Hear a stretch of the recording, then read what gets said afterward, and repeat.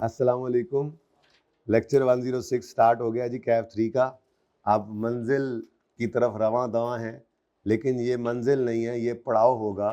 जब मैं आपको छुट्टी दूंगा और आप घर जाके पढ़ेंगे, फिर आप टिका के आखिरी महीना पढ़ेंगे, फिर उसके बाद आप पर्चा देंगे और फिर रिजल्ट आएगा। फिर वो भी मंजिल नहीं होगी, वो भी पड़ाव होगा, फिर अगले पेपर होंगे। मंजिल तो है जिस दिन क्वालिफाई करना है, नहीं कैफ। और तुम कैफ पे ही फंसे हुए हो अभी तक। मैं तो कह रहा हूँ एसी है इस दफा, पता नहीं 500 कितने बंदे उन्होंने कर दिए हैं उन्होंने। हाँ एफ सी ए नहीं एसी ए पहले बनता है। 10 साल हो गए ने मैनू, मैं हाले एसी है। ठीक है, अच्छा जी सुने सुने भाई, बस थोड़ा सा बड़े दिल के साथ दिलेरी के साथ पर्चा देना है।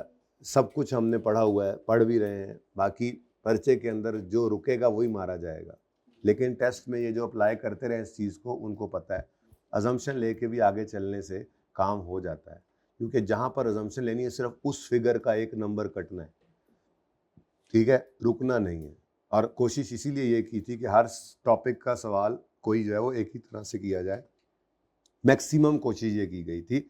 अब अगर पूरा पर्चा देखेंगे तो उसमें कोई एक आधा सवाल ही ऐसा होगा ना कि जो अजीब सा होगा, जिसको फॉर्मेट पे डालना मुश्किल होगा, वरना बाकी ज़्यादातर सवाल तो फॉर्मेट पे पढ़ जाएंगे। और फॉर्मेट का फ़ायदा ये हो जाता है कि आपको सारा सवाल समझ ना भी आ रहा हो तो मैक्सिमम मार्क्स आपके उसमें से निकल आते हैं। तो जैसा आपने देखा प्रोसेस कॉस्टिंग को, कैसा देखा वैसे, कैसा देखा? पक्का सवाल आता है उसमें से, ठीक है। आपको होमवर्क के अंदर सवाल दिया था, एक ही रह गया था, हो गया था, कोई मसला उन सवालों में? सोल्यूशन नहीं है तो सही। सोल्यूशन सिर्फ आखिरी का नहीं है, उसका मैंने लेक्चर दे दिया था इसीलिए कि मुझे सोल्यूशन ना टाइप करना पड़ेगा। सोल्यूशन भी आ गया था, सुभान अल्लाह, उन्होंने टाइप कर दिया था। आजकल तेज़ हुए हैं असगर भाई भी हैं, उनका भी सेशन एंड हो रहा है जी। चले, कोई कहना मुका दिए, फिर बात इन्हें जान नहीं चढ़नी, ये भी कर दो वो भी कर दो। अच्छा बच्चों, जैसे आपने देखा है अपना टॉपिक, ये स्टैंडर्ड कॉस्टिंग भी उसी तरह का एक टॉपिक है, ठीक है, जिसके अंदर आपको बस फार्मूलाज अच्छे से याद कर लेने और उसके बाद कहानी तकरीबन ख़त्म हो जानी है। स्टैंडर्ड कॉस्टिंग क्या है? स्टैंडर्ड्स को सेट करना। स्टार्ट में हम खड़े होकर स्टैंडर्ड्स को सेट कर लेते हैं और उसके बाद फिर पीरियड के एंड पे ज़रा पॉज करिएगा, मैं एक मैसेज कर। अच्छा जी माजरत, ये स्टैंडर्ड कॉस्टिंग हमने बात शुरू की थी कल। स्टैंडर्ड कॉस्टिंग क्या है? स्टैंडर्ड कॉस्ट एक प्लान कॉस्ट है जो पीरियड के स्टार्ट में हम सेट कर लेते हैं, एक प्लान कर लेते हैं, ठीक है। और ये प्लान अगर टोटल में होगा तो बजट कहलाता है, और अगर पर यूनिट में प्लानिंग हो रही है तो ये स्टैंडर्ड है। हमारा इस वक्त मकसद क्या है?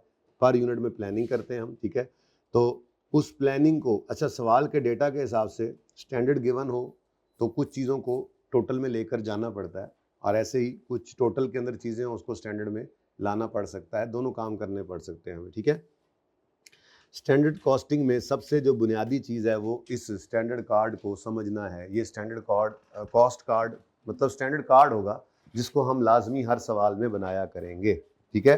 हर सवाल के अंदर सबसे पहला काम हमने क्या करना है? ये स्टैंडर्ड कार्ड बनाया करेंगे। Standard selling price per unit, हमने एक स्टैंडर्ड सेट किया, इतने रुपए का एक यूनिट बेचेंगे, किसी वजह से वो कम पे बिका या ज़्यादा पे बिका, ये एंड पे जाकर फिर वेरिएंस निकालेगा।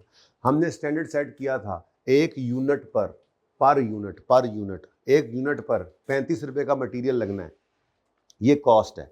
अब इस कॉस्ट में वेरिएंस दो वजह से आ सकता है, प्राइस बदल जाए हमारे अंदाजे से, हमारे स्टैंडर्ड सेट किए हुए से मटेरियल की प्राइस पर केजी बदल जाए, या मटेरियल की क्वांटिटी जो यूजेज है। तो एक कॉस्ट के वेरिएंस में दो वेरिएंस निकले। असल में एक कॉस्ट के अंदर से अगर स्टैंडर्ड को चेक करें, पीरियड के स्टार्ट वाले स्टैंडर्ड को एंड वाले एक्चुअल से, तो दो तरह के वेरिएंस निकलेंगे, एक प्राइस का वेरिएंस, दूसरा यूज का वेरिएंस। प्राइस का वेरिएंस क्या होगा? सोचा था 7 रुपए पर केजी मटेरियल मिलेगा, 6.5 का मिला, 8 का मिला, ये वेरिएंस दोनों तरह से हो सकता है, फेवरेबल भी एडवर्स भी, प्राइस का वेरिएंस। फिर क्वांटिटी, सोचा था स्टैंडर्ड क्वांटिटी सेट की थी कि एक यूनिट पर 5 किलो लगना है, अगर अच्छा एफिशिएंटली काम किया या अच्छा मटेरियल आ गया और 5 की बजाय 4.5 निकला, 4.5 लगा एक यूनिट पर, तो फिर ये यूजेज का वेरिएंस फेवरेबल हो गया, और अगर सोच से ज़्यादा लग गया तो यूजेज का वेरिएंस एडवर्स हो जाएगा। तो कॉस्ट का वेरिएंस है, मटेरियल कॉस्ट का वेरिएंस है, जिसमें दो वजह के ऊपर वेरिएंस आ सकता है, प्राइस और यूजेज। दोनों फेवरेबल हो, दोनों एडवर्स हो, एक फेवरेबल एक एडवर्स हो, everything can happen, anything can happen. ऐसे ही दूसरी चीज क्या है, लेबर की कॉस्ट प्रोडक्ट की कॉस्ट के अंदर होती है। लेबर का कॉस्ट वेरिएंस भी दो चीजों पर मुश्तमिल होगा, लेबर की प्राइस का यानी रेट का, इसको कहते हैं रेट का वेरिएंस, ठीक है, रेट वेरी कर जाए या टाइम वेरी कर जाए, ठीक है। स्टैंडर्ड सेट किया था 1 यूनिट 5 घंटों में 2 घंटों में बनना चाहिए, ठीक है, अगर 2 से कम में बना तो एफिशिएंटली काम किया लेबर ने, अगर 2 से ज्यादा में बना तो फिर एफिशिएंटली काम नहीं किया, तो एफिशिएंसी का वेरिएंस निकलेगा, फेवरेबल भी हो सकता है, एडवर्स भी। सोचा था 15 रुपए 1 घंटे के उनको पे करेंगे, 15 से कम भी पे करना पड़ सकता है, कभी किसी वजह से ज़्यादा भी हो सकता है, ठीक है। तो ये सारी चीज़ें इसको वेरी कर देंगी कॉस्ट को, तो ये वेरिएंस, रेट का वेरिएंस फेवरेबल हो सकता है, एडवर्स भी। वेरिएबल ओवरहेड्स नॉर्मली इसी के साथ जुड़े होते हैं, ठीक है, तो अगर लेबर आवर्स कम लगे हैं तो वेरिएबल ओवरहेड्स भी कम होंगे, लेकिन अगेन इसमें भी दो चीज़ें हैं, एक इसका रेट होगा, दूसरा इसके आवर्स होंगे, ठीक है। तो यहाँ पर भी एफिशिएंसी और एक्सपेंस दोनों चीज़ें जो है वो रेट का भी वेरिएंस आएगा और आवर्स का भी आ सकता है, ठीक है, ये सिखाना है। ये तो होगी वेरिएबल कॉस्ट। उसके बाद फिक्स कॉस्ट जो है, ये स्टैंडर्ड फिक्स कॉस्ट जो है, ये वही है जो टोटल में गिवन होगी, ये नॉर्मली टोटल में गिवन होगी, बजटेड गिवन होगी, हम उसको पर यूनिट में कन्वर्ट कर लेंगे, ठीक है। अब इसको पर यूनिट में कन्वर्ट करने के लिए आपने एक्चुअल प्रोडक्शन नहीं लेनी, जो एफओएच के चैप्टर में सीखा था, स्टैंडर्ड स्टार्ट में खड़े होकर प्लान कर रहे हैं, तो ये भी वही स्टैंडर्ड, बेसिकली वो स्टैंडर्ड एफओएच रेट होता था जिसको हम ओवरहेड एब्जॉर्प्शन रेट कहते थे, वो यही तो था, पीरियड के स्टार्ट में खड़े होकर प्लान करते थे, ये अंदाजन इतने फिक्स्ड ओवरहेड्स होंगे और नॉर्मल कैपेसिटी ये है, तो हम पर आवर एक रेट निकालते थे या पर यूनिट एक रेट निकालते थे फिक्स्ड एफओएच का, वो ओएआर असल में वही है स्टैंडर्ड रेट हमारा। तो स्टैंडर्ड कार्ड के अंदर ये स्टैंडर्ड रेट आएगा, अगर ये गिवन हो अच्छी बात है, नहीं गिवन होगा तो फिक्स्ड एफओएच को पकड़ेंगे, नॉर्मल कैपेसिटी पहली प्रेफरेंस, नहीं तो बजटेड प्रोडक्शन दूसरी प्रेफरेंस पे हम कर देंगे, या वो खुद कह दे जो तो वही कर देंगे, हम पर यूनिट निकाल लिया करते थे, ठीक है। अब स्टैंडर्ड सेलिंग प्राइस में से स्टैंडर्ड वेरिएबल कॉस्ट माइनस करेंगे तो स्टैंडर्ड कंट्रीब्यूशन बनता है, ये इसमें से फिक्स कॉस्ट स्टैंडर्ड वाली माइनस करें ओएआर, तो हमारे पास क्या आ जाएगा, स्टैंडर्ड प्रॉफिट। ये स्टैंडर्ड है, ये सब कुछ पीरियड के स्टार्ट में खड़े होकर हमने ये जो है एस्टिमेट किया होता है, एक टारगेट सेट किया होता है, लेकिन पीरियड के एंड पे जाके बहुत सारी चीजें इसमें एक्चुअल में चेंज होती हैं, जिस वजह से फिर हम खड़े होकर पीरियड के एंड पर वेरिएंस कैलकुलेट करते हैं, ठीक है।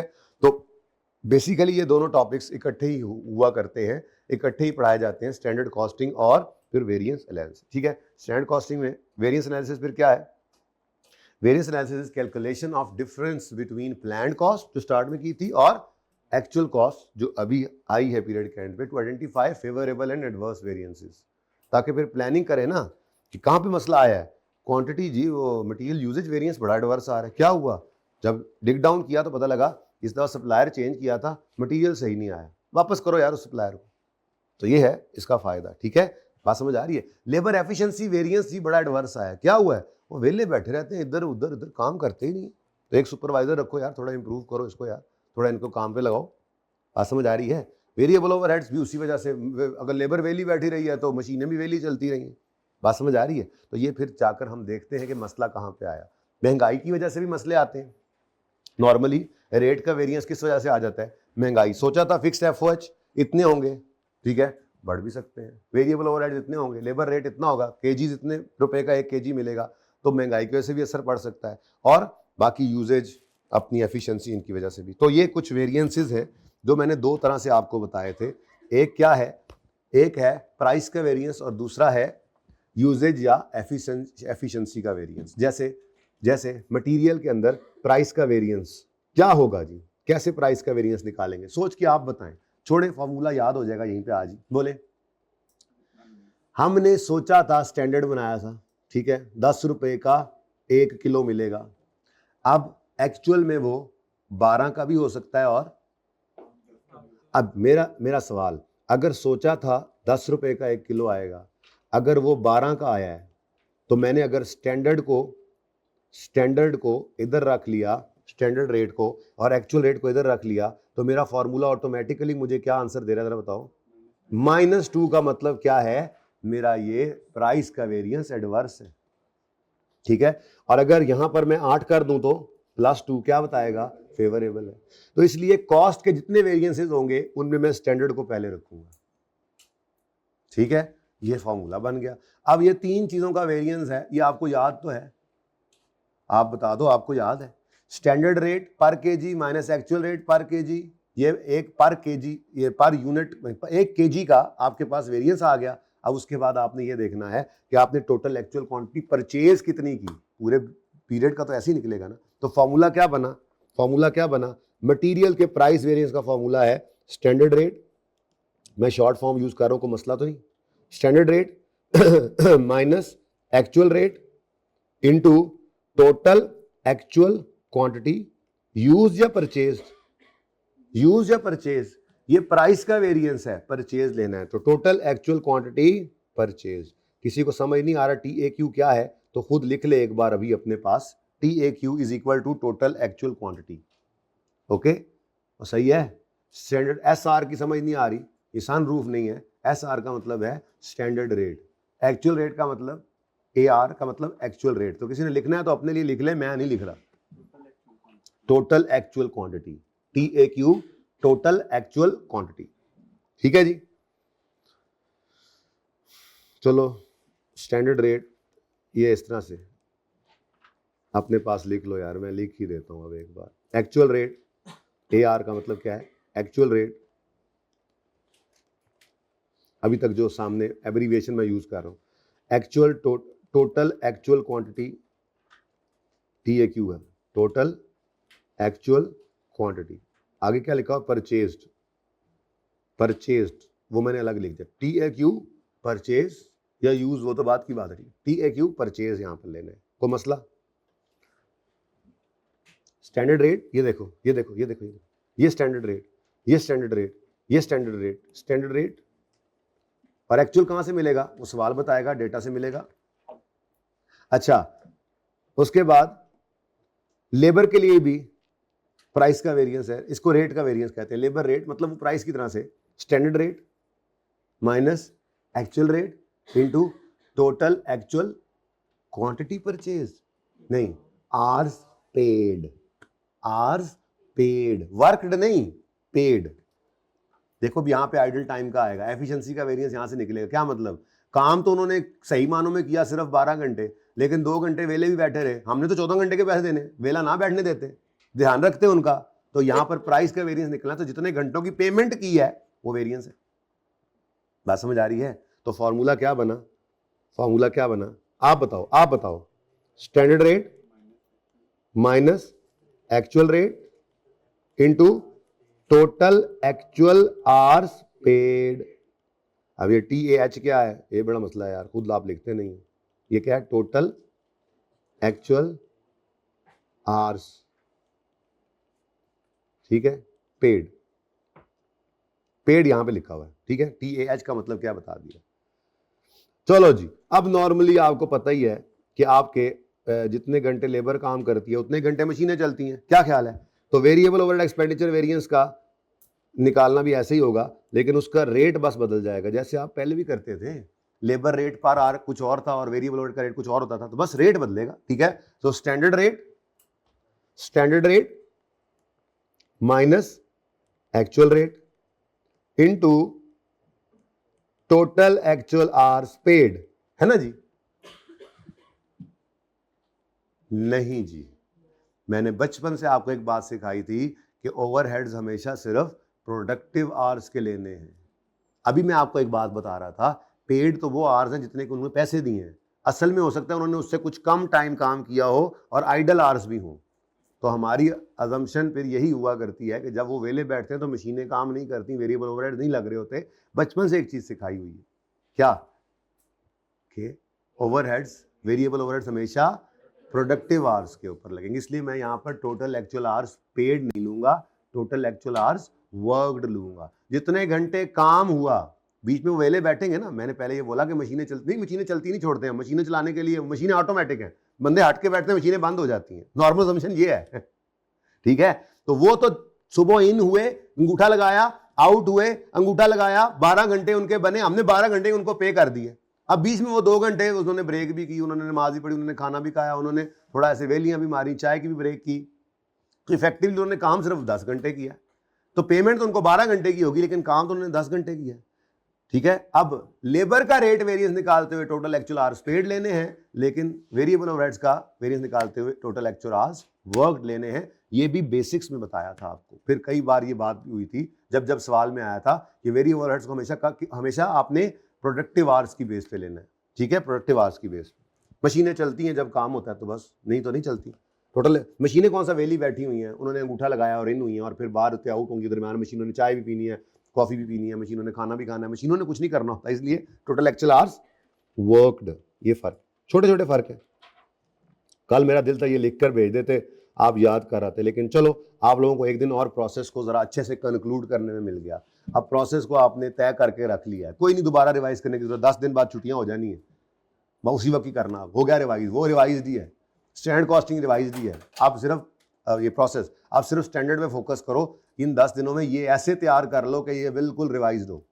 फिर होगा क्या, स्टैंडर्ड कॉस्टिंग, प्रोसेस कॉस्टिंग, ये दोनों, और तीसरा कॉस्ट एंड प्रोडक्शन भी साथ ही हो जाना है। ठीक है, ये तीनों बिल्कुल रेडी होंगे। उसके बाद थोड़ा सा आपको इन्वेंट्री मैनेजमेंट में टाइम लगेगा, लेकिन इतना नहीं लगेगा।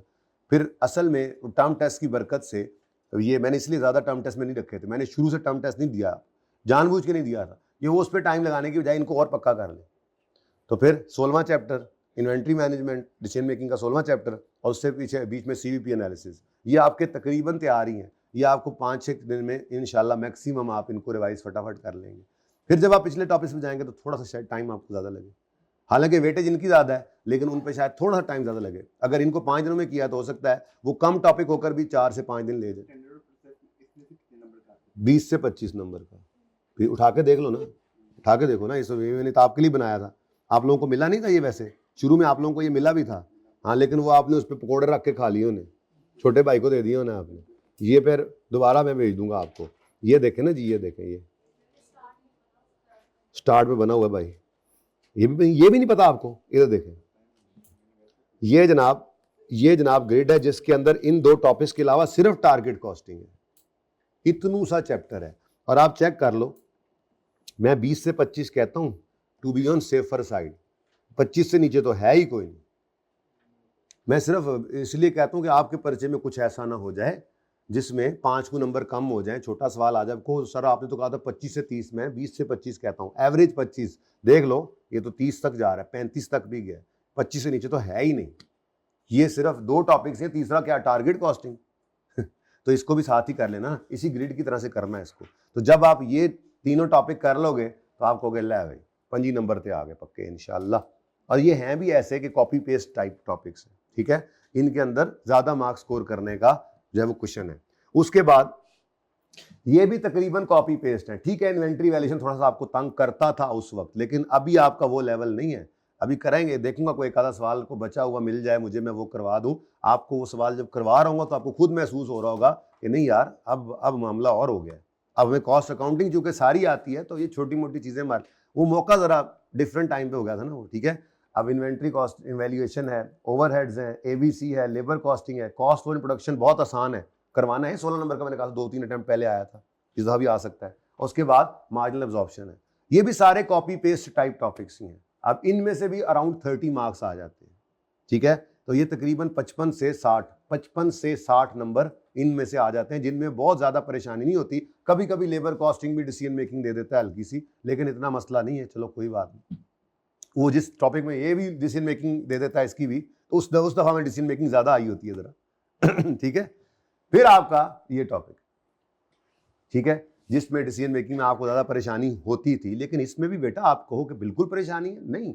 हर टॉपिक में थोड़ी बहुत मसले मसाइल आए थे आपको, वरना ओवरऑल अगर ये 40 नंबर का पर्चा आता है तो इसमें से 30 नंबर तो यार ले ही लोगे, वरना 25 तो कहीं भी नहीं गए। तो अब पहले 25 में से 20, दूसरे 30 में से चलो 20, तो बाकी क्या रह गया? इस पूरे 40 में से यार 10 भी नहीं आएंगे, ऐसा नहीं है।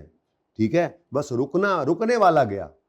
पर्चे को स्टार्ट से ही उठा के रखना है स्पीड को, छोटे सवाल को, आसान सवाल को जो नजर आए पहले कर लेना, इस तरह के सवालों को पहले कर लेना, प्रोसेस को, स्टैंडर्ड को। लेकिन ये नहीं करना सवाल आता है स्टैंडर्ड का, ऐसे प्यारे प्यारे करके लेजर बन रहे हैं जी, प्रोसेस अकाउंट बन रहा है मेरा, आराम आराम से कर रहे हैं, और बाद में आखिरी 2 सवालों की खुद समझ नहीं आ रही क्या लिखा हुआ।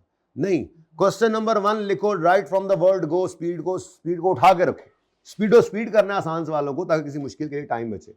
जो सवाल apparently on the face of it समझ आ रहा है उसको सबसे पहले करो, करते जाओ करते जाओ करते जाओ। 85 तक, 80 प्लस जब हो जाता है बच्चा, सेफ जोन में आ जाता है, काफी हद तक पासिंग के चांसेस बहुत बढ़ जाते हैं। और मेरे बच्चे तो ऐसे भी मिलते हैं 60 का करके भी पास हुए, उनके एक्यूरेसी रेट ज्यादा होगा। लेकिन आपने ये नहीं करना, ये रिस्की अप्रोच है, ठीक है। आपने मैक्सिमम अप्रोच, मैक्सिमम कोशिश करनी है कि सॉल्व करना है। 85 को टच करना है बस, हिम्मत करके। उससे ऊपर हो जाए तो कोई बात नहीं, ये नहीं कि 85 को टच करके 10 मिनट रहते हैं, चलो घर चले, चलो ओके नाउ। अच्छा जी, अब ये आसान है या मुश्किल है फार्मूलाज? अच्छा, इसमें फार्मूलाज अभी और भी हैं, इसके अंदर कुछ और फार्मूलाज हैं स्पेशल केस वाले।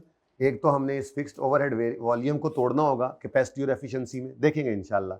उसके अलावा इसके अंदर लेबर के कुछ स्पेशल 1-2 केसेस हैं, आइडल टाइम का, कोई इतना बड़ा मसला नहीं है। फिर मिक्स और यील्ड वेरिएंस के अलग से फार्मूलाज हैं। लेकिन इसी तरह से स्टेप बाय स्टेप बताता जाऊंगा, फार्मूलाज आपको याद होते जाएंगे। जैसे अब ये फार्मूला आपको याद है, प्लस फायदा क्या है, मैंने हमेशा कॉस्ट के वेरिएंस में आपको क्या बोला, स्टैंडर्ड को मैंने पहले रखना है एक्चुअल से। इससे आपको ये भी नहीं सोचना पड़ेगा कि ये एडवर्स है या फेवरेबल है, आपका आंसर आपको बताएगा, प्लस में है तो फेवरेबल, माइनस में है तो एडवर्स। बस फॉर्मूला की तरतीब ये रखना, वरना कोई मसला नहीं। किताबों में एक्चुअल माइनस स्टैंडर्ड भी लिखा हुआ मिलेगा, और तरतीब से भी फॉर्मूलाज लिखे होते हैं, पता नहीं किस तरह से, मुझे तो समझ नहीं आ रहे होते, लेकिन खैर आपको समझ आ जाए शायद।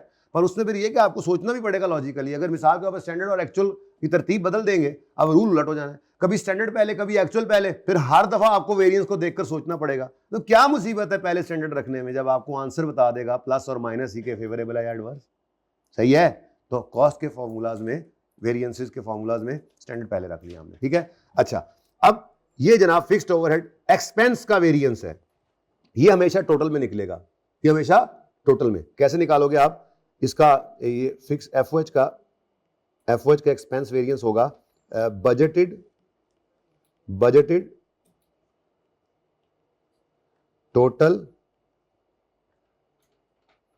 अब ये भी बजटेड क्या है, बजट क्या है, स्टैंडर्ड ही तो है, लेकिन इन टोटल पर यूनिट में स्टैंडर्ड कहते हैं, टोटल में उसी को क्या कहते थे, बजट। तो फिक्स एफओएच हमेशा आपको याद है ना, टोटल में लेते थे हम, टोटल में, तो ये टोटल में ही आया। तो budgeted total fix cost minus क्या होगा आपके ख्याल में, एक्चुअल टोटल फिक्स कॉस्ट। अब ये फॉर्मूला है, अब ये टॉपिक है।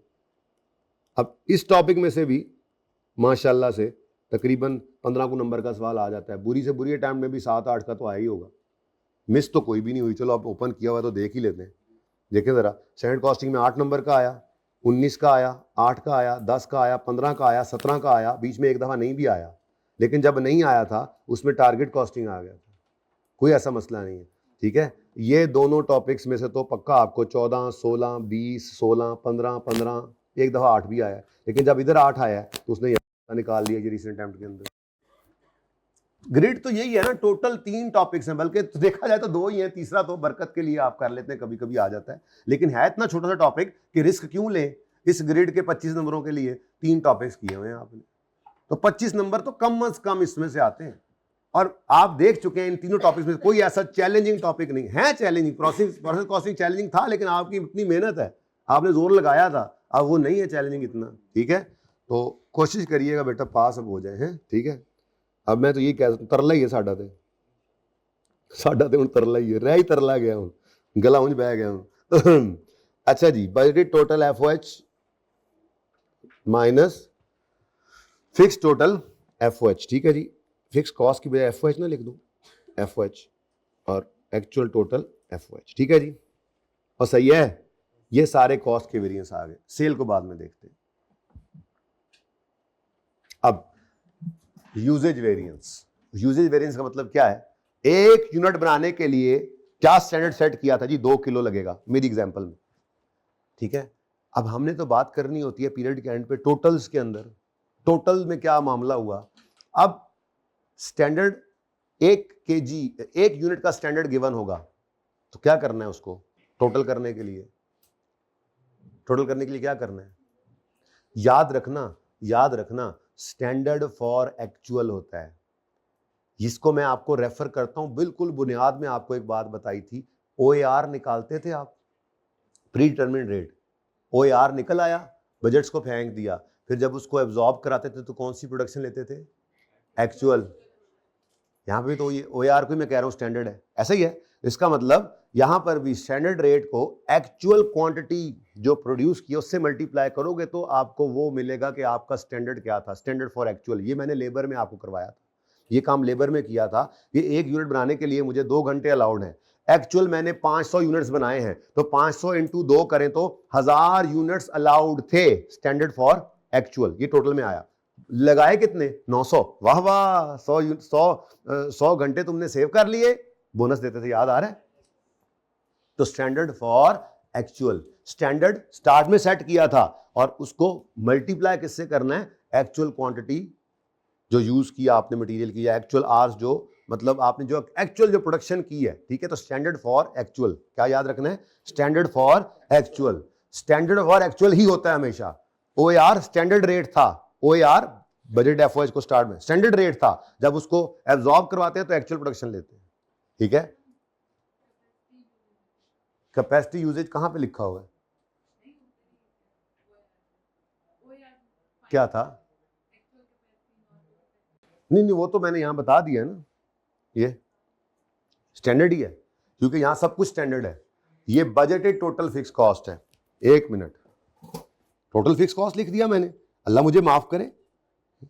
हालांकि ऊपर लिखा हुआ स्टैंडर्ड, लेकिन फिर भी यहां बजटेड लिखे सर आप, ऐसे थोड़ी है। वो देखो मेरे जहन में बजटेड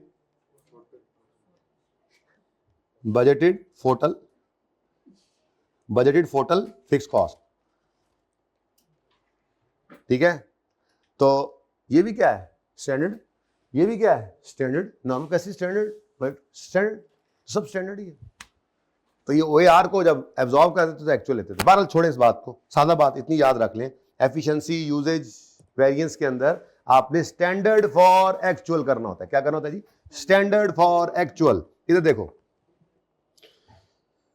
हर यूनिट पर 5 किलो लगने चाहिए थे, स्टैंडर्ड क्वांटिटी ये अलाउड थी पर यूनिट। मैंने इस साल पूरे, इस पीरियड पूरे में लेट्स से 1500 यूनिट्स बनाए, तो मुझे स्टैंडर्ड अलाउड क्या था, जो मैंने एक्चुअल प्रोडक्शन की उसके लिए अलाउड क्या था, तो मैंने 1500 को मल्टीप्लाई कर दिया 5 से, तो आंसर क्या आया? बढ़ गई गल। 1500 को मल्टीप्लाई किया, सॉरी 5 ही है ना, 5 से जी, 7500 किलोज मुझे अलाउड थे। स्टैंडर्ड अलाउड क्या था फॉर एक्चुअल प्रोडक्शन, जो मैंने प्रोडक्शन किया इसके लिए मुझे स्टैंडर्ड क्या क्वांटिटी अलाउड थी? आपने कहा जी 7500, कितनी लगी? 7000। वाह वाह, फेवरेबल। अलाउड था 1500 यूनिट्स बनाने के लिए 7500 केजीज, 7000 में कर लिया। अच्छा, अलाउड था 7500 केजीज हजरत, लेकिन आपने लगा दिए 7800, क्योंकि सोच कहीं और थी, हैं? कि सोच रहा था। तो जब सोच कहीं और होगी तो मटेरियल तो जाया हो जाएगा ना, आपका भी टाइम जाया होगा जैसे, ठीक है? तो आपको अलाउड था स्टैंडर्ड फॉर एक्चुअल 1500 यूनिट्स बनाने के लिए अलाउड था, 1500 यूनिट्स बनाने के लिए अलाउड था 7500 किलो का मटेरियल, लेकिन आपने 7800 लगा दिया, उल्टा 7800 ही लगा दिया। अच्छा, तो फिर ये क्या है?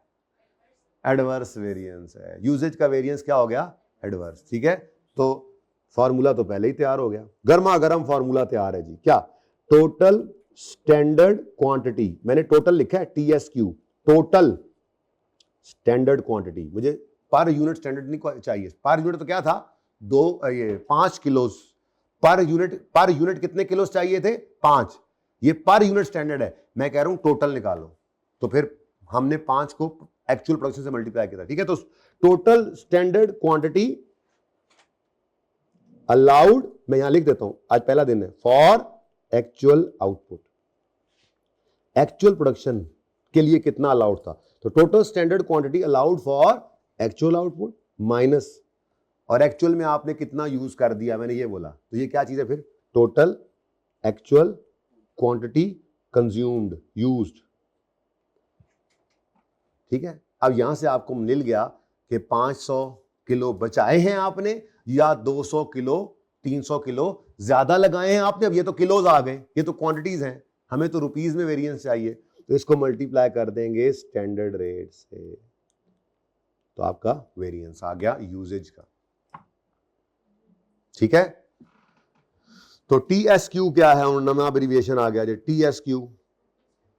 ये THQ होता तो तहसील हेडक्वार्टर बन जाता, ये TSQ है तो ये टोटल स्टैंडर्ड क्वांटिटी बन गया है, अस्पताल।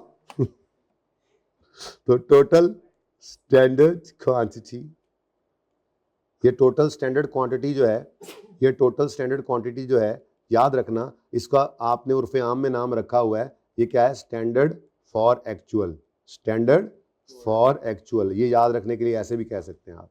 ठीक है, कि एक्चुअल क्वांटिटी से मल्टीप्लाई करोगे तो ये आएगा। ठीक है, और सही है। अच्छा, आप जरा हिम्मत करो और खुद से अगला फार्मूला बनाओ, बड़े हो जाओ। बस मैंने तो पता ही आपको इतना की चलाना होता है, बाकी तो आप माशाल्लाह बड़े तेज हैं, आप बड़े तेज हैं। हाइब्रिड वाले तो बड़े तेज हैं, सो भी लेते हैं, पढ़ भी लेते हैं। हाँ, बन गया फार्मूला। कुछ लोग कह रहे हैं हम क्यों बनाएं, फीस नहीं दी, तुम बनाओ। तो फीस दी, उस पर फीस पे पर्चा नहीं मुझे देने दे सकते ICAF वाले, कि बच्चों ने फीस दी, पर्चा भी तुम दे दो। काश ऐसा होता।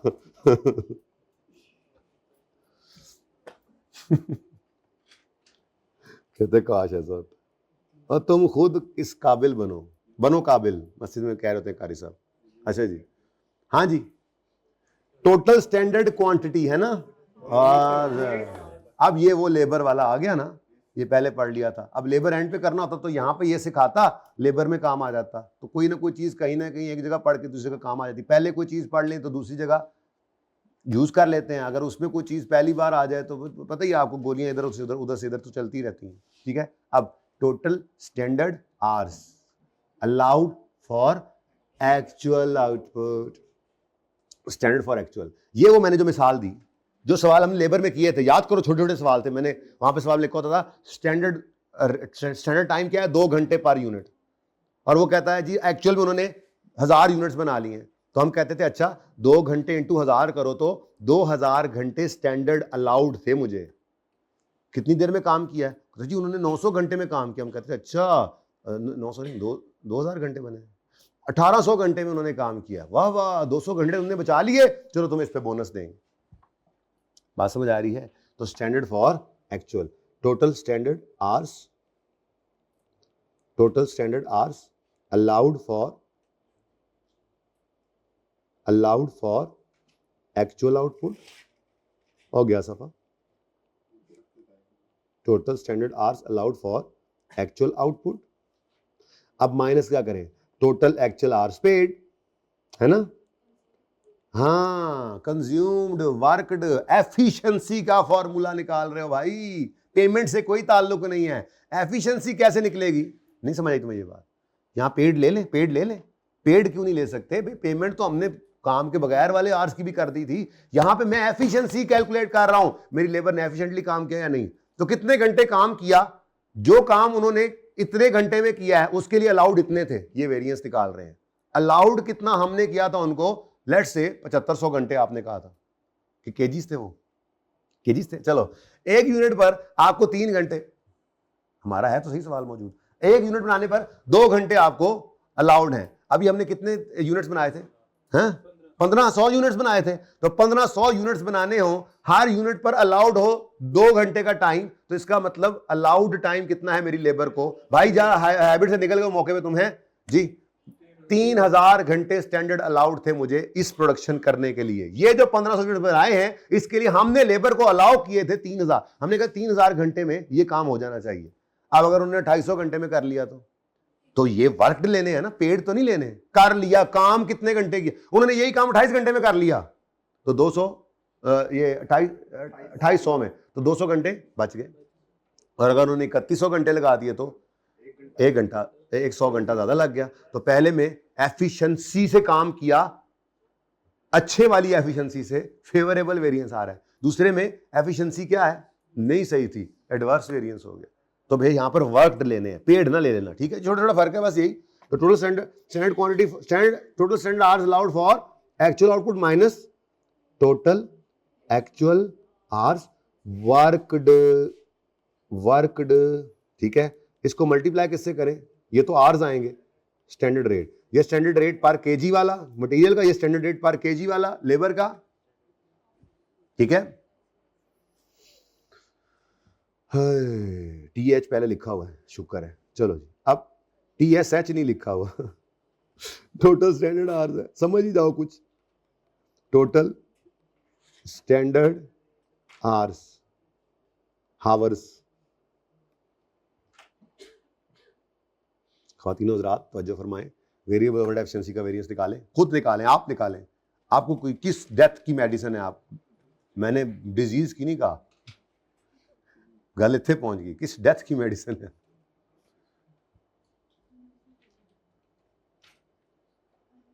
उसने साथ वाले को बताया न्याजी को कि मैं किस बीमारी की दवा हूं। हाँ जी भाई, देखो देखो जरा, देखो देखो देखो, ये देखना जरा, एक मिनट देखना, एक मिनट देखना, क्या होने लगा, क्या होने लगा, क्या होने लगा, क्या होने लगा, क्या होने लगा, क्या होने लगा, क्या होने लगा, क्या होने लगा, क्या होने लगा, क्या होने लगा है। ये इतनी देर में लिख लेता, जितने मैंने बोला है इतनी देर में लिख लेता, लेकिन बताना क्या मकसूद है, फॉर्मूला इज सेम, क्योंकि प्रोडक्टिव आवर्स ही लिए हैं यहाँ तो हमने, अलाउड कितने थे, और तो जो इन्होंने एफिशिएंटली काम करना है वही एफिशिएंसी मशीनों पे हमें खुद ब खुद ही मिल जानी है। इन्होंने अगर काम जल्दी किया है तो मशीनें भी जल्दी काम, मतलब मशीनें भी फारिग होनी जल्दी, ठीक है। यहाँ पर तो लेने ही वर्कड थे, हमने पहले ही वर्क लिए थे, यहाँ पर तो वैसे ही वर्कड है, तो फॉर्मूला सेम है। अब इसमें फर्क सिर्फ क्या होगा, यहाँ पर रेट आना है लेबर वाला पर आवर, ये 15 रुपए, और दूसरे में आना है ओवरहेड वाला 6 रुपए, बस रेट फर्क होगा दोनों में, ठीक है। अच्छा, अब एक्सपेंस का वेरिएंस, तो देखो आप थोड़ा सा एफओएच के चैप्टर को याद करो, तो एफओएच के चैप्टर में आपको मैंने कहा था ये जो एफओएच का वेरिएंस होता है, देखो अब ये एफओएच का वेरिएंस भी निकालना है और बाकी वेरिएंस भी आ गए ना। एफओएच का आपने पहले निकालना सीखा हुआ है, वैसे एफओएच का वेरिएंस जो निकलता था वो किस किस चीज का होता था, स्टैंडर्ड फॉर एक्चुअल। बेसिकली क्या करते हैं, हम एब्जॉर्ब्ड एफओएच निकालते थे ओएआर की बेस पर, एब्जॉर्ब्ड और एक्चुअल का फर्क था, एब्जॉर्ब्ड और एक्चुअल का। तो मैंने आपको कहा था ये जो वेरिएंस आता है इसकी वजूहात दो होती हैं, एक महंगाई का हो जाना और दूसरा आपकी प्रोडक्शन प्लानिंग से ज्यादा या कम का हो जाना। देखो ना, आपने ओएआर के अंदर बजटेड प्रोडक्शन यूज की थी, नॉर्मल कैपेसिटी, अगर आपकी एक्चुअल प्रोडक्शन उस नॉर्मल कैपेसिटी से ऊपर चली गई है तो आप ओवर एब्जॉर्ब कर जाते थे, और अगर कम हुई है अंडर एब्जॉर्ब हो जाते थे। तो बेसिकली फिक्स्ड एफओएच का वेरिएंस जो आता था उसकी वजूहात डीप डाउन जाकर देखें तो दो होती थी, एक महंगाई हो जाना, दूसरा वॉल्यूम का वेरिएंस। किसका जी, वॉल्यूम का वेरिएंस। कौन सा वेरिएंस, हमने बजट किया था, स्टैंडर्ड कॉस्टिंग, स्टैंडर्ड सेट करते हैं, ये स्टैंडर्ड ही होता है, बस फिक्स एफओएच का स्टैंडर्ड जरा टोटल में होता है, बजटेड प्रोडक्शन। बजटेड प्रोडक्शन क्या है, स्टैंडर्ड इन टोटल कर दिया तो बजट बोल दिया ना, यानी स्टार्ट में खड़े होकर प्लान किया था कि इतने यूनिट्स हम प्रोड्यूस करेंगे। आप ओआर निकाल के उसकी बेस पे आप एब्जॉर्ब करवा रहे होते हैं एक्चुअल प्रोडक्शन को। अब ओआर निकालते हुए यूज किया था आपने बजटेड प्रोडक्शन को, लेकिन एब्जॉर्ब कराते हुए आपने यूज किया था एक्चुअल प्रोडक्शन को, तो यही तो वेरिएंस आया था। तो एक वेरिएंस होता है, उस चैप्टर में जरा महंगाई वाला वेरिएंस नहीं होता था, यहां पे दोनों आ जाएंगे। उसमें नॉर्मली वॉल्यूम के वेरिएंस को ही लेकर चलता है, बाल दोनों तरह से वेरिएंस आ सकता है ना। आपने बिजली का एक खर्चा अंदाजे से बजटेड एफओएच में डाला था, उसका कोई और रेंट मिसाल के तौर पे डाला था, लेकिन वो रेंट जो है वो लैंडलॉर्ड ने आके बढ़ा दिया, तो महंगाई हो गई। फिक्स्ड एफओएच जो बजटेड थे उससे ज्यादा हो गए। अब ये बजट आपके वॉल्यूम की वजह से तो नहीं वेरिएंस आया बजट के साथ, बल्कि इन्फ्लेशन की वजह से आया है, तो वो एक्सपेंस के अंदर निकलेगा, एक्सपेंडिचर वेरिएंस। लेकिन वॉल्यूम वेरिएंस ये बताएगा कि आपके एफओएच का जो वेरिएंस है, एफओएच का जो, ये तो टोटल बन जाता है, बहरहाल वॉल्यूम का वेरिएंस बताएगा कि ये यूनिट्स कैसे कितना आया, ठीक है। तो फिक्स्ड एफओएच का वॉल्यूम वेरिएंस कैसे निकलेगा, ये भी बात वही है वैसे तो, लेकिन थोड़ा डिफरेंट तरीके से लिखना पड़ता है। फिक्स्ड एफओएच है ना, तो ये टोटल्स में चल रहे होते हैं, तो यहां पे हम लिखेंगे टोटल एक्चुअल प्रोडक्शन आवर्स, वही एक्चुअल ही है, टोटल एक्चुअल प्रोडक्शन आवर्स, बल्कि यूनिट्स कर ले, प्रोडक्शन यूनिट्स आवर्स में होगा तो आगे रेट पर आवर होगा, यूनिट्स में होगा तो रेट पर यूनिट होगा, उससे फर्क नहीं पड़ता, ठीक है। ये क्या है, ये भी वही है, अलाउड, लेकिन यहां पर अलाउड नहीं होता, ये तो हमने मतलब एक्चुअल प्रोडक्शन यूनिट्स जो बनाए और जो फिर हमने बजट किए हुए थे इनका फर्क टोटल में होता है ना बजटेड। हमने सोचा था इस पूरे पीरियड में हम, जरा तमीज से पहले लिखेंगे फिर पूरे पीरियड में हम कुछ करेंगे। और हमने सोचा था हम इस पूरे पीरियड में 10,000 यूनिट्स प्रोड्यूस करेंगे बजटेड प्रोडक्शन, ठीक है, लेकिन असल में टोटल बजटेड प्रोडक्शन, एक मिनट जरा मैं लिख लूं पहले, लंबा है formula, total budgeted production units हमने लिख ला यार, पहले मैं हमने वहीं पे आ गया। हमने सोचा था, इसको जरा तमीज से लिखना पड़ेगा, हमने सोचा था बजटेड, अब हमने सोचा था कि इतने यूनिट्स 10,000 यूनिट्स पूरे पीरियड में प्रोड्यूस करेंगे, लेकिन एक्चुअल में हमने अगर प्रोड्यूस किए 15,000 माइनस 10,000 मतलब 5,000 पॉजिटिव, स्टैंडर्ड रेट से मल्टीप्लाई कर देंगे तो इसका मतलब हमने अपने एक्चुअल प्रोडक्शन में जरा अच्छा काम कर लिया। असल में अब यहां से हम इस तरह से बता रहे हैं अच्छा काम क्या है।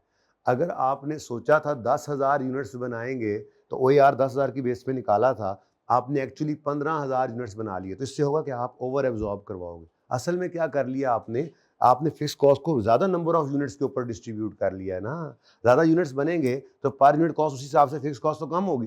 तो ये एक तरह से फायदे की बात है कि अगर आपके एक्चुअल यूनिट्स 15,000 बने और बजट आपने 10,000 किया था, तो ये 5,000 से आपने फिक्स्ड एफओएच का वॉल्यूम वेरिएंस फेवरेबल कर लिया। वॉल्यूम ज्यादा करने की वजह से आपकी फिक्स्ड एफओएच की कॉस्ट तो चूंकि फिक्स रहती है, वो पर यूनिट में क्या हुई होगी, कम हुई होगी। इकोनॉमीज ऑफ स्केल मिला है।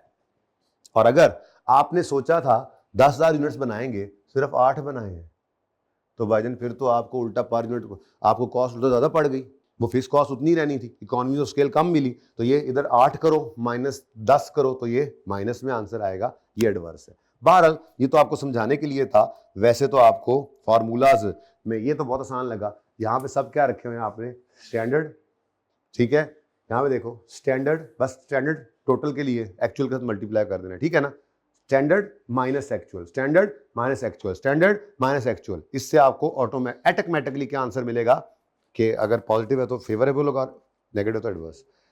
फिक्स एफओएच के अंदर जरा थोड़ा सा ध्यान से याद रखना पड़ेगा।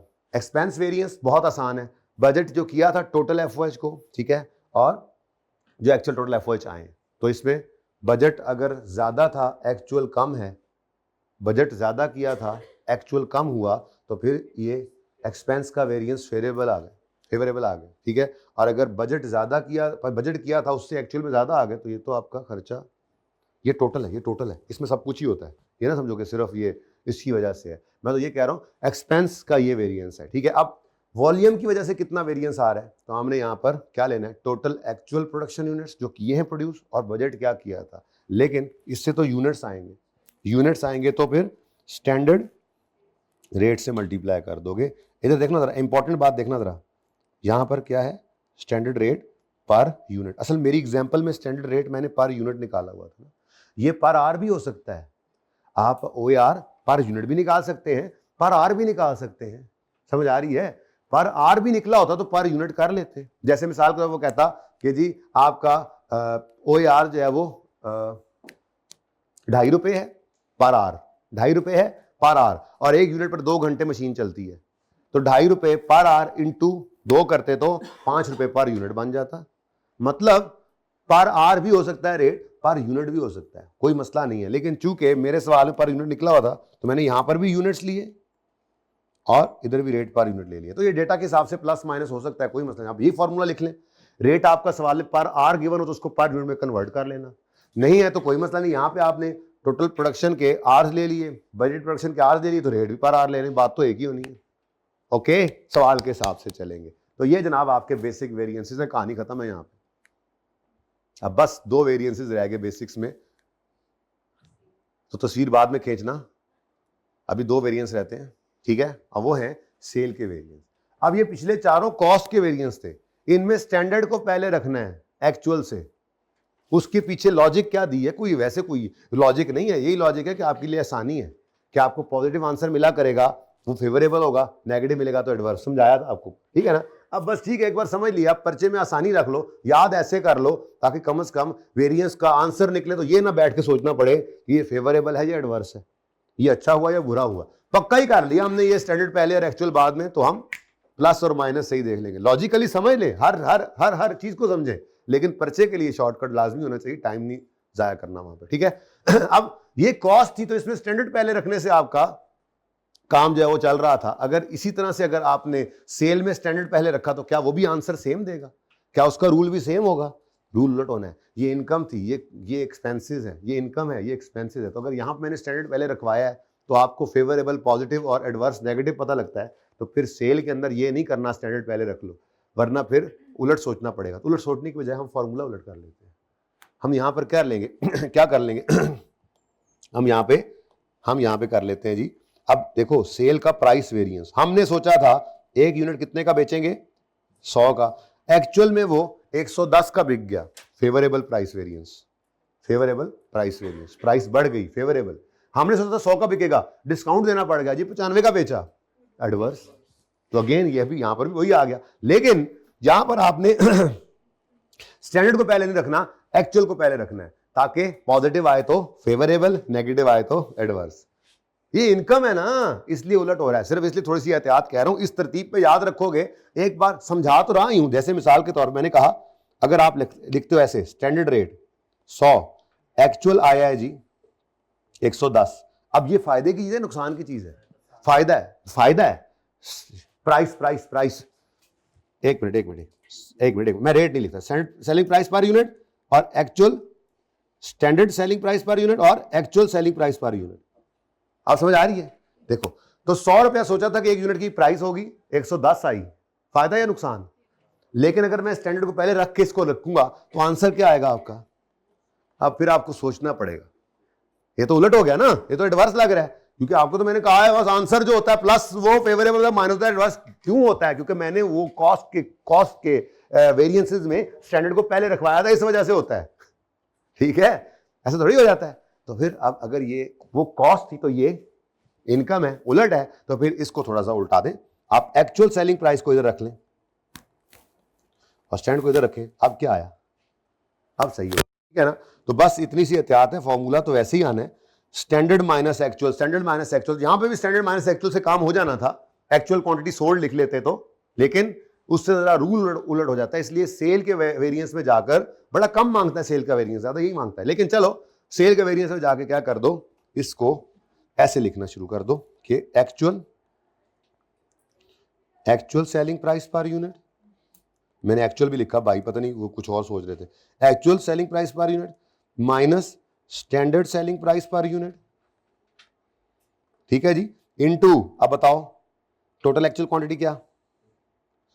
हाँ सोल्ड, जाहिर सी बात है, सेल्स का प्राइस वेरिएंस है तो टोटल का कैसे निकलेगा? इतने यूनिट्स बेचे, अगर हर यूनिट पे 10 रुपए का फेवरेबल वेरिएंस है तो टोटल यूनिट से मल्टीप्लाई करोगे तो total sale variance favourable figure आ जाएगी।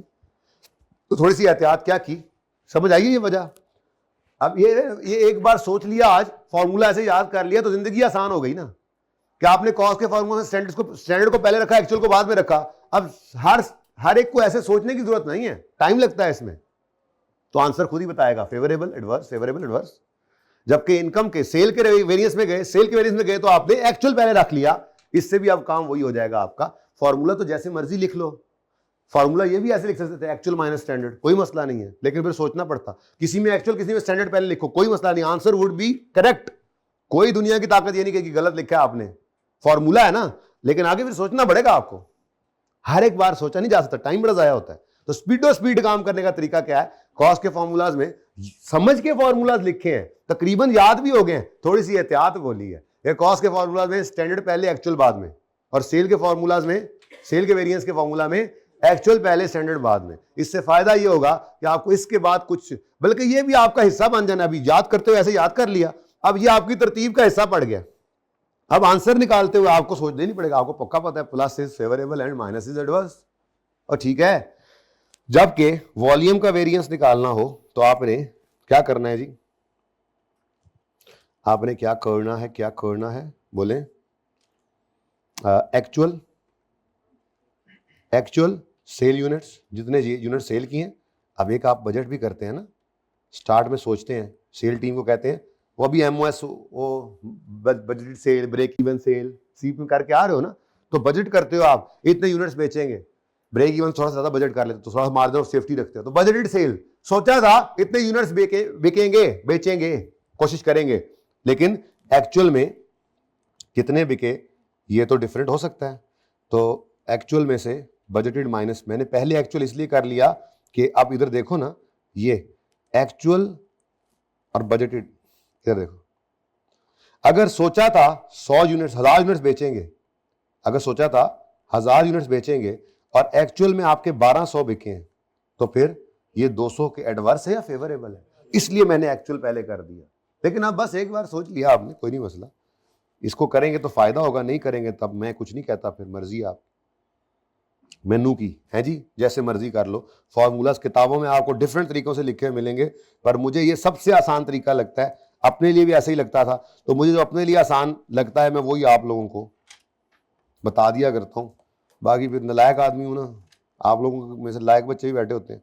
अब यहाँ पे क्या लें जी, यहाँ पे क्या लें बताओ जी, यहाँ पे क्या लें, सेलिंग प्राइस, सेलिंग प्राइस तो पहले भी ले लिए, फिर वो तो कोई बात ना हुई। यहां पर हमने लेना है स्टैंडर्ड कंट्रीब्यूशन की आवाज आई कहीं से, वो भी ठीक है, किसी की प्रॉफिट की आवाज शायद आई या दिल में था, वो भी सही है, फर्क पड़ेगा सिस्टम कौन सा है। अगर मैं मार्जिनल कॉस्टिंग यूज कर रहा हूं तो इस वेरिएंस के फॉर्मूला मैंने स्टैंडर्ड कंट्रीब्यूशन पर यूनिट लिख लेना है, और अगर मैं एब्जॉर्प्शन यूज कर रहा हूं तो फिर मैं कंट्रीब्यूशन तो उसमें होता ही नहीं, फिर स्टैंडर्ड प्रॉफिट, फिक्स कॉस्ट को नहीं लेना इसके अंदर बस, ठीक है, मार्जिनल वाले में, ठीक है। तो अब मैं पहले अज्यूम करता हूं मार्जिनल है, तो फिर क्या आएगा जी मेरा स्टैंडर्ड कंट्रीब्यूशन पर यूनिट, ठीक है। और इधर देखो, इधर देखो, देखो फॉर्मूला बिल्कुल सेम है, फॉर्मूला बिल्कुल सेम है, और ये, लेकिन यहां पर क्या हो जाएगा, यहां पे स्टैंडर्ड कंट्रीब्यूशन की बजाय स्टैंडर्ड प्रॉफिट आ जाएगा, बस, ओके। लो जी, ये और का फर्क क्या है भाई, ये है सिस्टम के हिसाब से, यानी कि मार्जिनल कॉस्टिंग में आप यूज कर रहे हैं अगर, तो आप कंट्रीब्यूशन पर यूनिट, और अगर एब्जॉर्प्शन यूज कर रहे हैं तो प्रॉफिट, ठीक है। ये जनाब आपके बेसिक वेरिएंसेस के टोटल यही फॉर्मूलाज हैं। बस बेसिक वेरिएंसेस में हमने सिर्फ इसको तोड़ना है, देखें आज कल परसों जब कभी तोड़ना हुआ इसको वॉल्यूम और कैपेसिटी में, वो क्या होता है, वो जब तोड़ना होगा तो फिर बता भी दूंगा क्या होता है, फिलहाल तो ये काफी, क्योंकि वो जो आपने वॉल्यूम वेरिएंस को कैपेसिटी और एफिशिएंसी में तोड़ना होता है, वो कैपेसिटी और एफिशिएंसी में तोड़ना तब तक नहीं होता जब तक सवाल मुंह से कह ना दे, बाय डिफॉल्ट वो काम नहीं करते हम, ठीक है। तो इसलिए ये बेसिक फॉर्मूलाज हैं, इसकी अब पिक्चर ले लें, पार्ट 2 शुरू कर लें आप, कब से इशारे कर रहे हैं मुझे।